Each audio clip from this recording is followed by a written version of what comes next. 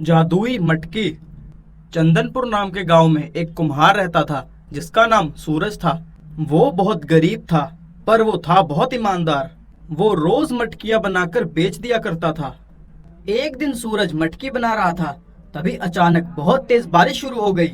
बारिश इतनी तेज थी कि सूरज की मिट्टी की बनी हुई मटकियां खराब हो गई।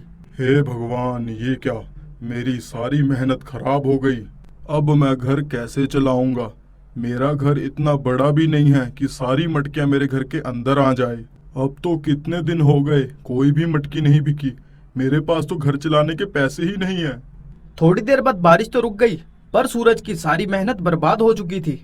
वो इस चीज से बहुत ज्यादा दुखी था। मुझे तो कुछ भी समझ नहीं आ रहा, अब मैं क्या करूं?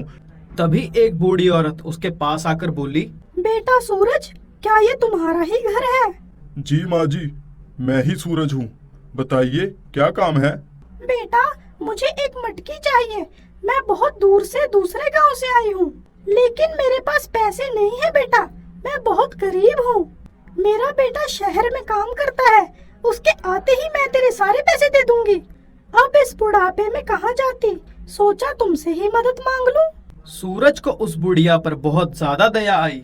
बेचारी कितनी दूर से आई है, एक मटकी के लिए कितने मील चलकर आई है मेरे पास। सूरज के पास देने के लिए एक भी मटकी नहीं थी। सूरज ने अपने घर की मटकी को बुढ़िया को देते हुए कहा, ये लो माँ जी, ये मटकी ले जाओ।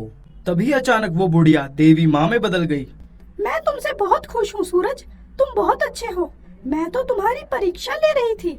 मुसीबत में भी तुम औरों की कितनी सेवा करना चाहते हो। यही एक अच्छे और सच्चे इंसान की निशानी है पुत्र। आज मैं तुम्हें एक वरदान देना चाहती हूँ। तभी वो देवी माँ सूरज को एक मटकी देती है जो कि जादुई मटकी होती है। उस मटकी से सूरज जो चाहे वो प्राप्त कर सकता था, ऐसा वरदान उस मटकी में था। पर सूरज ने कहा, मुझे मटकी नहीं, आपका आशीर्वाद चाहिए। मैं हमेशा मेहनत से ही जीवन में आगे बढ़ना चाहता हूँ। ये सुनकर देवी माँ बहुत ज्यादा प्रसन्न हुई और उन्होंने सूरज को आशीर्वाद दिया। ठीक है, आज से तुम जो भी मटकी बनाओगे वो लोगों पर जादुई प्रभाव डालेगी।